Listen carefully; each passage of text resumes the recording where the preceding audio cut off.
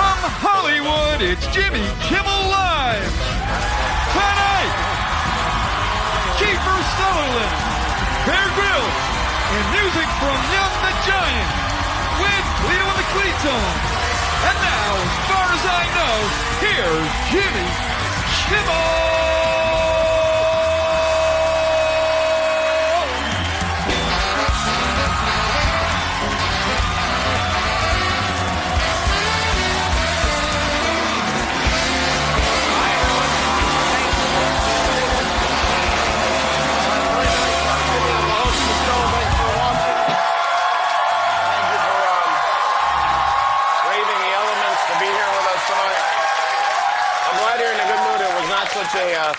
It rained today, which we don't usually allow in LA, but the guys outside in the Spider-Man costumes needed a wash, so it worked out. We got 3/4 of an inch of rain today. It was scary. One of my arms got wet on the way. But it should be nice tomorrow. It's supposed to be sunny and almost 80 this week, so just in case anyone needed another reason to hate us. Some parts of New Hampshire and Michigan got down to -6 tonight. Areas of Utah got 28 inches of snow over the weekend. There were hundreds of car crashes in Utah. This is from Bountiful, Utah. Someone had the good sense to videotape this. We appreciate this sort of thing. Now look at this. Now this is a street where cars were just crashing over and over and over again. People were walking out in the middle of the street.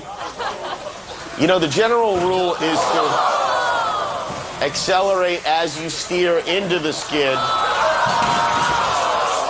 By the way, shouldn't that snowplow have been plowing snow? If you want to make it on YouTube, though, the best thing to do is to careen wildly into the bushes. I mean, it's absolutely crazy. Watch this one.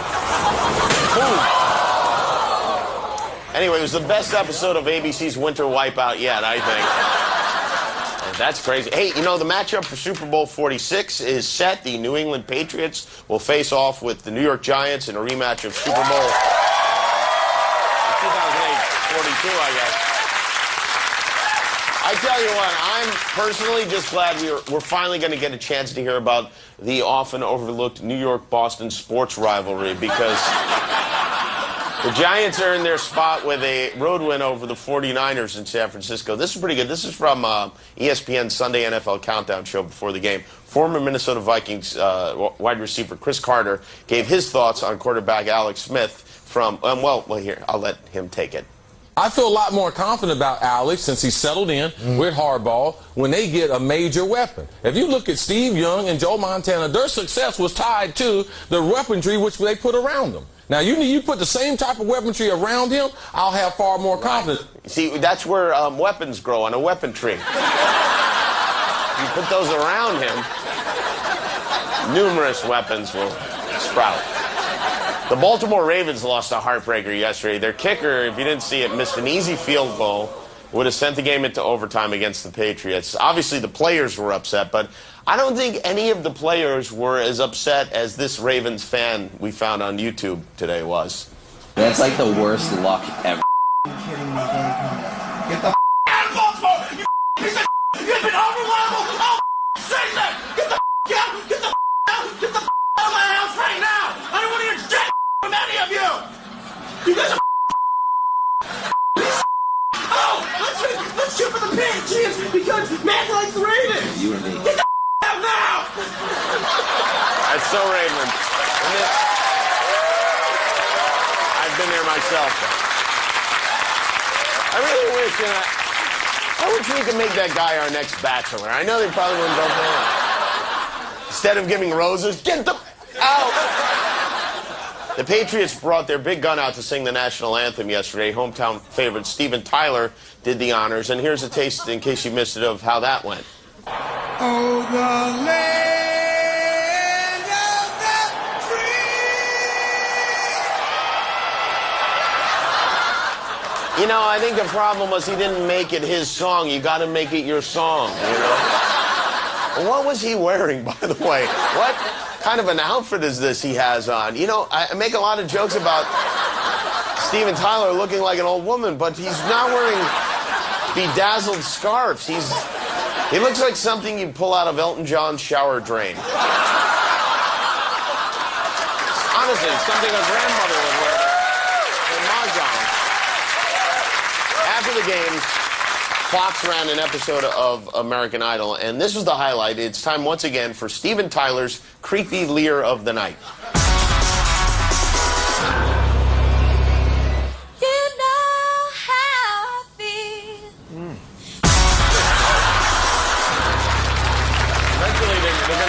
Some sort of safety glass between him and the contestants. I watched some of the American Idol last night. These audition episodes, they become so predictable. A contestant comes in, and whenever you see they have a crazy look in their eye, you know their singing is going to be bad. And whenever someone comes in with a heartwarming story, you know they're going to be good. As soon as you hear Ryan Seacrest say, as she waits for her audition, Cassie Richards is trying to overcome a case of nerves, but overcoming obstacles is nothing new for Cassie. Can I get some sad music? When she was 3 years old, Cassie's dad died in a water balloon accident. When she was 5, her mother was abducted by clowns. At 8 years old, Cassie donated her liver to her brother, but before doctors had a chance to do the transplant, her liver was eaten by the family dog. And now she's here for one last shot. And then Cassie sings like an angel. Just once I would like her to suck after the story. Yo, yo, I'm sorry your house burned down, but you can't sing. That's my Randy Jackson impersonation. Thank you.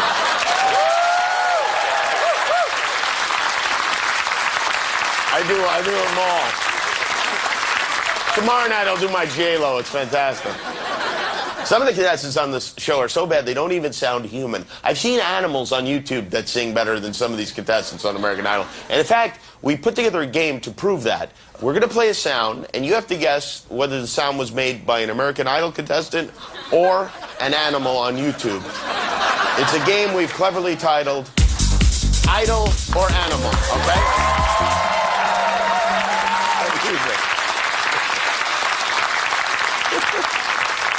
Why is it German techno music that goes along with it? All right, here's our first sound. Listen closely. All right, was that Idol or Animal? Well, mixed group, all right, let's find out. That's right. Yeah, let's hear another one. Listen. All right, was that Idol? Idol? Okay, let's find out.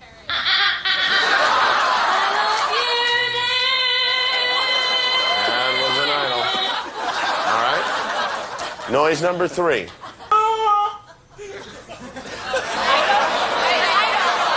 Idol or animal? Same. All right, we have a mix, but let's look. Now that's a dog, right? Yo, yo, dog. All right.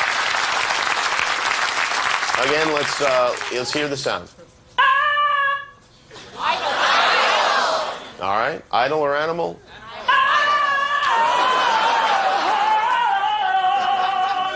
Okay. We have one more? Is that what we have? Oh, we have a couple more. All right, here. Let's listen again. Animal? Okay, let's see.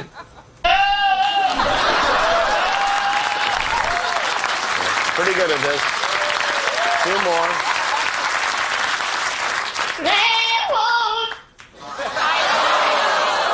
Idol, all right. Let's have a look at the videotape.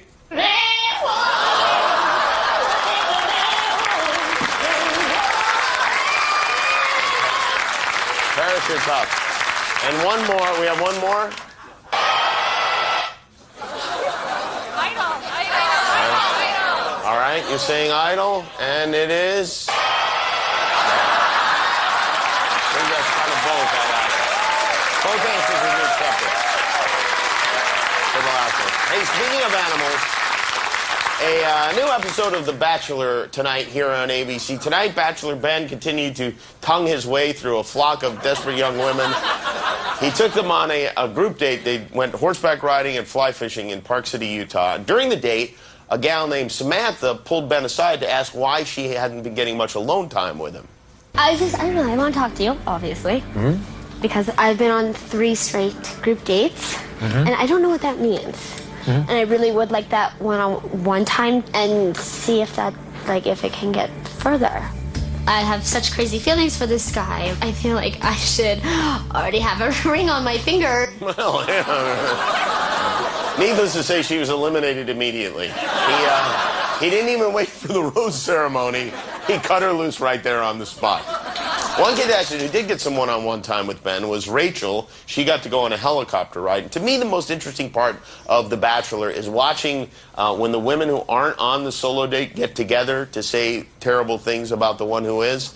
And I'll tell you what, for whatever reason, this date with Rachel really brought out the worst in one of them. See, girls? Hi. Don't miss me too much. Hi. What he does with them, I don't want to know. I don't want to see you in a helicopter with another girl. I don't. Look, a helicopter! Oh, wow, really? Are you kidding me? This thing out of nowhere!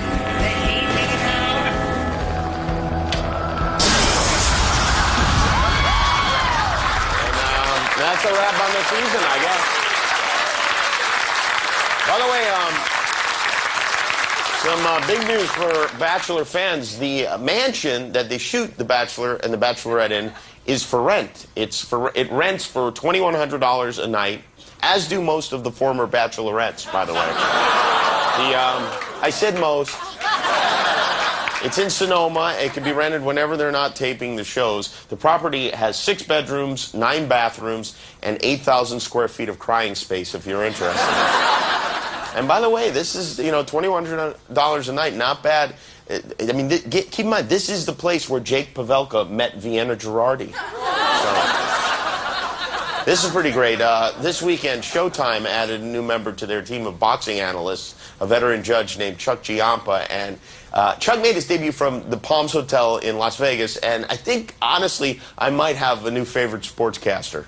Also joining our broadcast team tonight, a man who had a long and distinguished career as a ring judge, over 3,000 fights judged, 132 of those were world championship matches. And Chuck Giampa will join us tonight to give us special insights. And Chuck, tell our viewers a little bit about what you're going to be doing on this broadcast tonight.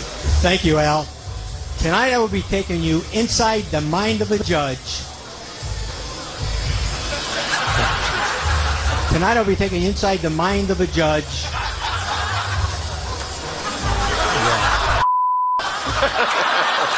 Well, he did what he promised. He took us inside the mind of a judge. And there's no one in there. There's nothing in there. Before we go any further, I'd like to wish each of you a happy Chinese New Year.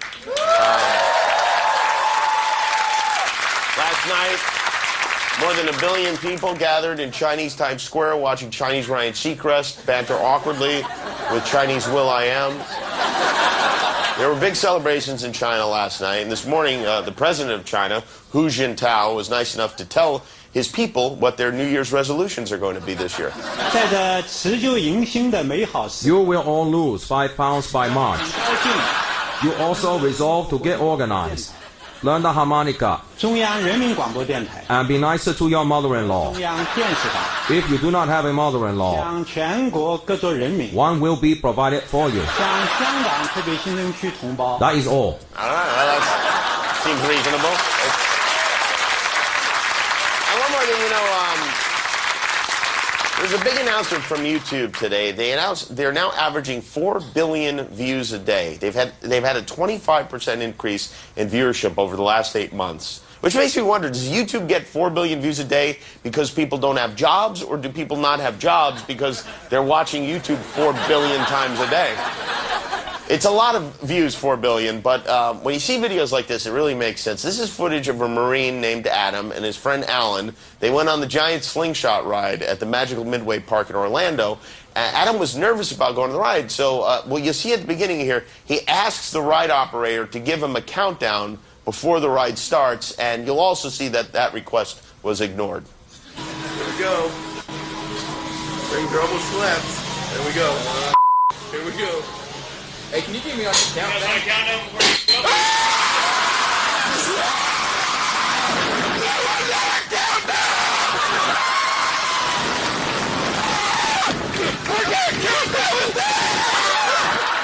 He's right that wasn't much of a countdown. Hopefully our enemies never harness the power of the roller coaster.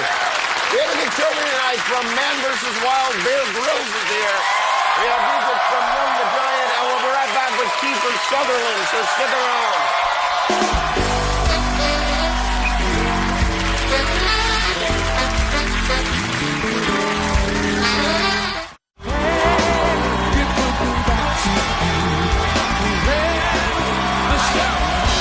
Welcome back. Thank you, fellas. Tonight on the program, the host of Man vs. Wild, Bear Grylls, is with us. And then with music from this self-titled album, Young the Giant from the Bud Light stage. I want to mention you can see Young the Giant.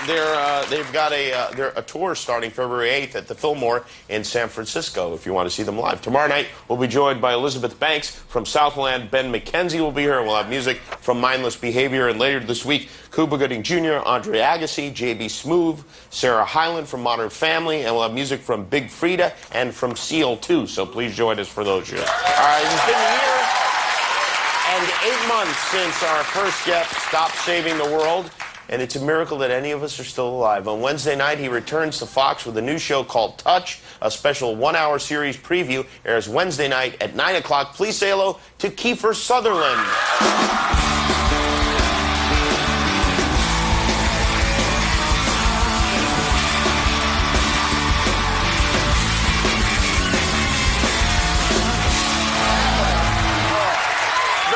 See you. Thanks for having me back. It's always a pleasure to have you here, and I'm glad you're back on TV. And by the way, I really liked your show. I watched it. We'll talk about that in a minute. Thanks very much. You were shooting all day today, right? We did. We started, got up at about 4:45.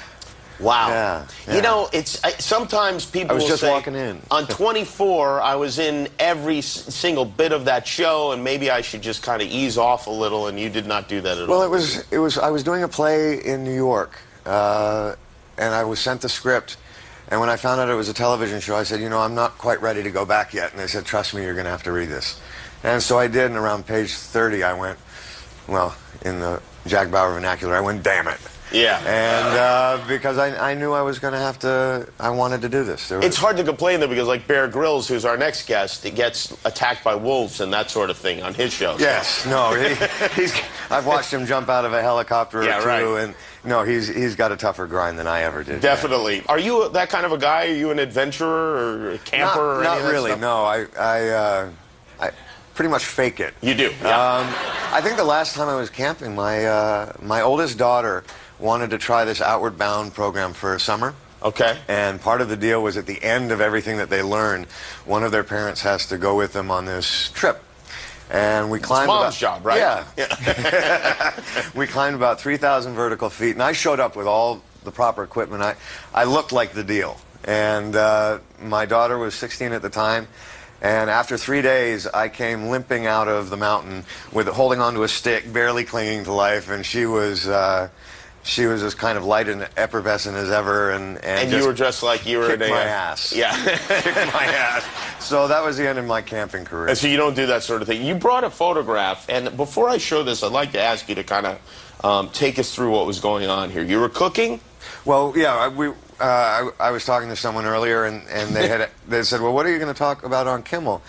And I just found it quite ironic that everything that I had done as Jack Bauer for 8 years, and here this is a picture I was making a Thanksgiving dinner, and I'd wanted to deep fry a turkey, and I was telling some friends, and I'd ordered this indoor deep fryer, which I think right there is a dangerous It's a great idea.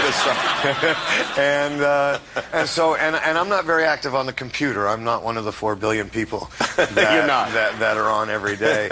And so, but my friends are, and so they all brought over computers to show me how potentially dangerous this was. Oh yeah, the videos of turkeys. I think I watched about 4 houses burn down and a couple kitchens explode, and so I got very nervous.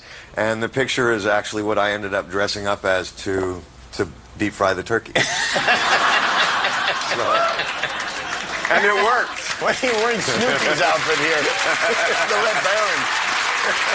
Where do you even get something like that? Is that laying around the house? No, I bought those off of Eddie the Eagle. How small was this turkey? I mean, it was like a 2-pound turkey? It was a 5-pound turkey breast. Oh, turkey Yeah, breast. Okay, yeah. all right. I think that's cheating. I think the bones make it more dangerous. The only way to really burn the house down is with the whole turkey. It's still frozen on the inside. Yeah, it's got to be frozen Yeah, on the that's inside. what you have to Apparently, do. the water and the hot oil are a very dangerous mixture. Turkeys kill more humans than alligators, I think, but they do it after they're dead. Well, I think Dennis Haysbert does the Allstate ad or something like that. This should be the plot of the 24 movie. You are doing a 24 movie, right? Yeah, we're going to start. Thank you, guys. That's great. We're aiming to start hopefully mid-April. Start shooting it mid-April, and you have any idea when it would come out? I don't. Will it be minute by minute like the television show? No, it's actually for us it's a great break because we will not do it in real time. The 2-hour film will be a representation of a 24-hour day, which gives us all of a sudden Jack Bauer can get on a plane. You don't have to sit with him for the whole ride. I see. Wouldn't it be awesome though if you actually had a 24-hour-long movie I would definitely go to that. Would you? There's no question about it. You and I would be the only ones in line. No. There'd be about 800 other lunatics probably there. But you could charge a lot for the tickets. I mean, think of it that way. That's right. Well, that's great. I look forward to that. About $120. And you'll be able to do things that you couldn't do on television, I would imagine. Well, I think the vernacular has changed a little. Yeah, you can curse and cut Jack people's heads Bauer will off probably and stuff swear. like that. I think he'll probably only swear once. That's where we're at in the script now. But it's certainly that's 100% more than he ever got to do before. You know, Stand By Me, which is one of your first movies, which is a great movie. It came out, I guess over the summer, it was the 25th anniversary of that movie. Yeah. And this is a movie that, it's interesting because it seems like everyone's age grew up with this movie. Right. I think parents passed it down to their kids. Yeah. Did you with your kids? Well, I was 18 when I made it. No, I grew up with it. You grew up with it. Yeah, you grew up on it. Yeah. You know, it was. There's a sad memory for me just because I liked River Phoenix so much, and he passed at such an early age. Yeah. And he was one of those wonderful young actors. He couldn't have been more than 13 or 14 at the time, and he was the one that would call you in your room every night and go, "Do you mind running over this lines with me for the scene?" And he loved it so much, and you could just see that he was going to be a really special actor, and he was. And it was just, every time I think about the film, I get very sad about just not having him around. Oh, that's a bummer. Yeah, sorry. Sorry. But I enjoy watching it because he was really such a. I wanted to ask you about a story that's much lighter than that, but about Jerry O'Connell. Mm-hmm. There's a rumor, and I wanted to ask you about this because How do you know about this story? I heard it from somebody, but that he ate something during shooting that he should not have eaten. Oh, well, that's just the end part of the story. Yeah. Oh, okay. Yeah. All right. Well, can you tell it to us? Yeah. We were shooting in Eugene, Oregon, and they were having a hippie fair. And I think he only saw fair and carnival and thought there would be rides. And I don't know how he did it. And you have to understand, this is all I've heard. I wasn't there. But apparently he managed to tie his babysitter up to the banister and snuck out for the evening and went to the fair and bought some cookies. And they were not the appropriate cookies for a 13-year-old on the run. And they found him crying in the park. He was lost and completely disoriented. And we had to shut down for 2 days. Wow. Yeah. That's the sort of thing you really want. Stoned for a little while. On the director's cut. That's when you want a frozen turkey, you know? We're going to take a quick break here. We're going to talk about your new show, terrific new show called Touch. It premieres the series premiere. The preview is tomorrow. It's Wednesday night at 9 o'clock on Fox. Kiefer Sutherland. We'll be right back.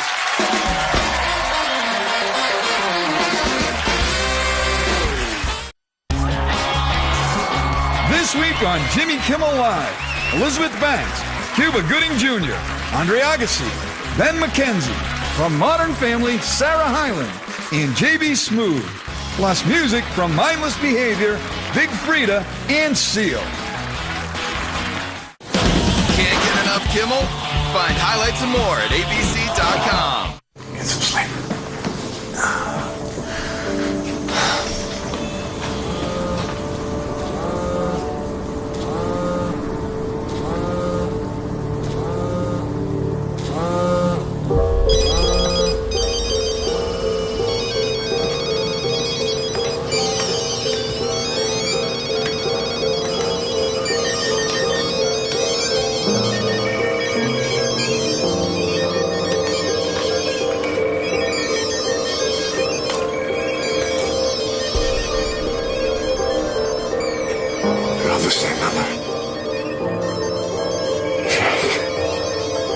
to them. That is the new show. Kiefer Sutherland is here. So, I enjoyed the show immensely. I really did. The idea of the show, well, I think it's probably better if you explain than I do, since I'm not on it. It really centers around the relationship between a father and a son, and my son has been diagnosed with severe autism, and Danny Glover plays a scientist who informs me that he believes my son has been misdiagnosed, and that he is actually representative of a very small group of people around the world that actually are just much further evolved than we are. And they can see numbers and patterns that we cannot see. That allow them to kind of have great insight into our past and also predict our future. It was based off of a Chinese fable called The Red Thread, which says that all of the people that are supposed to come in contact with each other over the course of a lifetime are connected by a loose thread wrapped around the ankle, and the thread can stretch and it can bend, but it can't break.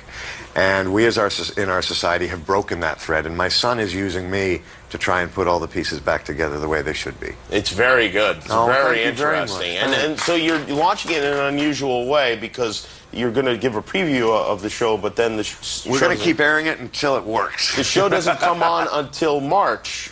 Well, we have a sneak preview, which is this Wednesday on the 25th, and then we're going to put every 2 months you'll give another episode. And until we get the number we want.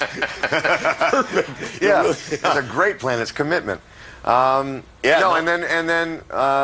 then we will put it out over the internet. There will be all kinds of ways to view it as well, and then we will do a global launch. We'll be the first show, I think, to open kind of worldwide, all at the same time. So we'll open Europe, in Asia, we'll open in South America, all at the same time, so that people who are watching the show can actually communicate with each other. So someone in Africa can actually have a conversation with someone in Belgium at the same time about the same show.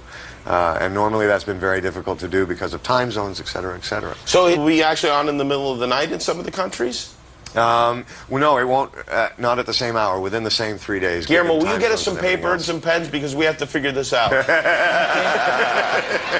Well, the show is not anywhere near as confusing as this conversation. As this conversation when was? it's going to be on, but it's really good, and it's great to see you back on TV. Kiefer Sutherland, everyone. Thank you. For you is Wednesday at 9 on Fox. We'll be right back with Bear Grylls.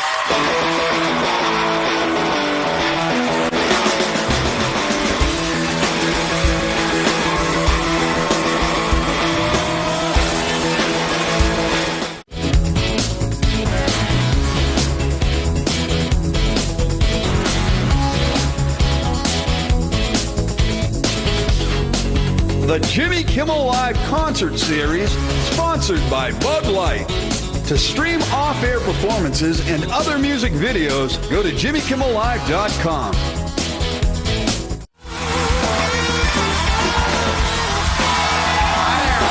back, Stella Young, the Giant. Our next guest makes his living intentionally endangering his own life. He has a TV show called Man vs. Wild, and starting in May, a new live show coming to your city to possibly endanger you. It's called Mud, Sweat, and Tears Live. Please welcome the unkillable Bear Grylls.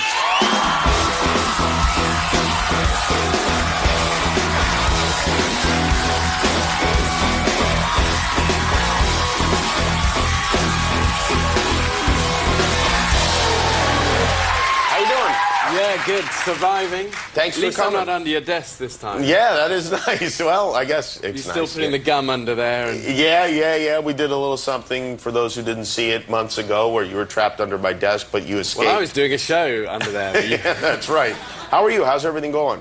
Yeah, good. Yeah, we've been kind of busy, but... You do so much dumb stuff, it's hard for me to believe you're not American, you know? I've dropped on my head a lot at a young age. How many seasons of your show of Mad vs. Wild have you done? Well, I've just wrapped up season 6 of the show, so... And when will you declare a winner? Will there ever be a winner declared, or it will keep going? I'm slowly learning the Wild really is the winner. I think what people don't know about you is that you have a family. You have little kids and a wife, and while you're off doing this crazy stuff, they're probably at home hoping you come back home, right? Yeah, I got 3 young boys, Jesse, Marmaduke, and Huckleberry, and they're totally wild. You decided to let them be in danger on the schoolyard instead of Marmaduke, huh? Well, you know that's a cartoon dog over here, right? I know. Everyone in America says you can't call your son after a dog. But the thing is, in the UK, Marmaduke was a great World War I fighter pilot ace. So he was? Yeah, he was. So was Snoopy, you know? But no, they're fun kids, and they love all of this. They do. I would bet they do. You must be the coolest dad that ever walked the earth. I mean, really. How can you ever tell them not to do anything? I'm always telling them not to do stuff. The thing is, you know, I came home the other day, I was doing a workout, and I said to Jesse, I said, listen, just fill up my water bottle, go outside, you know, I'm training, just fill up the hose. He races outside, he comes back, and he's grinning. He gives me the water bottle, and I take a swig, and he's peed in it. I go, you peed in my water bottle. What are you doing? And he goes, Papa, I saw you peeing in the snakeskin. You pee in the snakeskin. So I'm saying, look, do as I say, not as I do. And then he goes, you tell people to pee in the snakeskin. I go, but it is a lost cause. I mean, their teacher said to me the other day, they said, listen, it's all Marmaduke knowing how to take the doors off a helicopter and how to rappel out of it, but his mathematics is really suffering, you know. And part of me thinks, you know, brilliant, because it's exactly what I was like as a young kid. The other part thinks you've got to kind of do the mathematics. What does your wife think about it? Well, she says, look, we've got to have a girl, because so she's telling me to wear tighter underpants for 6 months. If you did have a girl... But I hate tight underpants. Do you think that actually has some effect on the sex of the baby? Well, apparently. I mean, I'm not the expert, but she said you've got to wear tight underpants. But I always go commando. I've gone commando since I was about 14. But then one of our crew said you can't go commando because his wife works in an old people's home. And he said... she can always tell the people who've never worn underpants. So now I'm trying to wear them a bit more. I'm quite sure I got under my underpants. You're working on things, is what you're saying. Yeah. Now, tell me about this live show. What do you do live on stage when you're, to entertain people?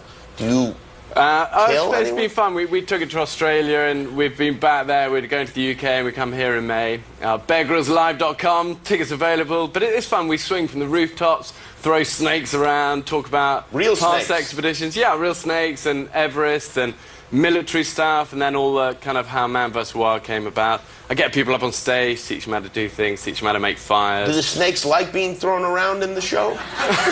Yeah, they're pretty cool with it. They're all right with it? I'm always thinking one of the nights is it's so annoying getting bitten by snakes, you know. And it's a pet peeve of mine, too. It's so annoying. I was bitten by a nasty viper the other day in a jungle, and I made this camp up in the tree. And I was just settling down for the night, and I saw this tail go like that, and I just grabbed it, and I was pulling it, and it wrapped his head around the branch. I was pulling, and eventually it pinged back, and then grabbed my hand. It was biting, and then I pulled it off that, and it was biting itself, and it was so mad. And anyway, it worked out well because I had it for dinner. But the lesson is you never grab a snake by the anus, because it really doesn't. My grandma like it, used to say that. Yeah. She's a smart woman. But no, it's fun. We get people up on stage and teach them how to do various things. Teach them how to make fire. Yeah, you know how to make fire? I really don't know how to make fire. Okay, look, this is something every man should know. You got to know how to make fire without a lighter or a. Well, first you have to know how to make cotton balls, though, right? I mean, that comes out of that comes out the underpants. I see. All right. Okay, so look what we do. Okay, so you got a little. You hold that. Okay. Okay, so that's a knife. It's a knife. That's a fire steel. Your carry-on luggage, is it? All right. And then what we do is that's a fire steel. Okay. We just drive the sparks. Okay. Whoa. Into that. Wow. And you got fire. We do have a fire. So look, you can have a go. Here you go. Have a go. Okay. Yeah, it even smells like fire.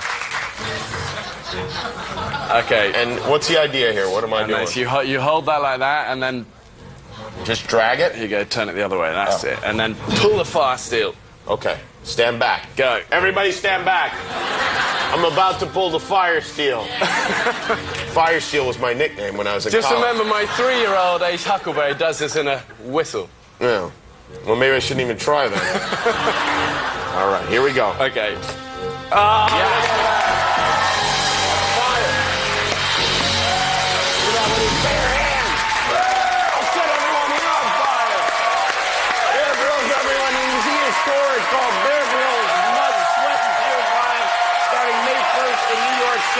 Tickets are on sale now at his website. Thank you, Bear. We'll be right back with Young the Giant. Portions of Jimmy Kimmel Live are brought to you by Bud Light. The Jimmy Kimmel Live Concert Series, sponsored by Bud Light. Oh, this is their self-titled album. Here with the song Cough Syrup, Young the Giant.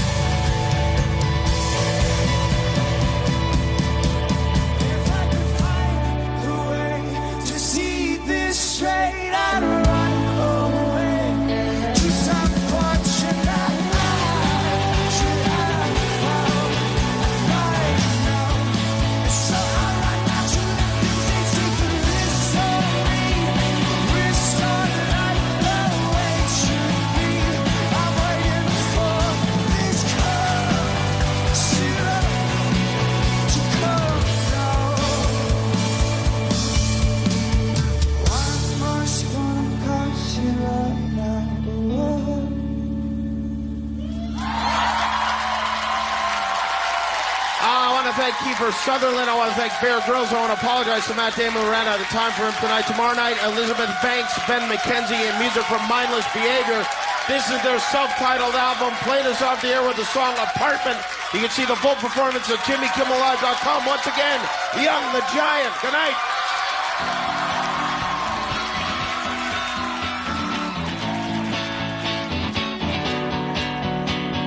After leaving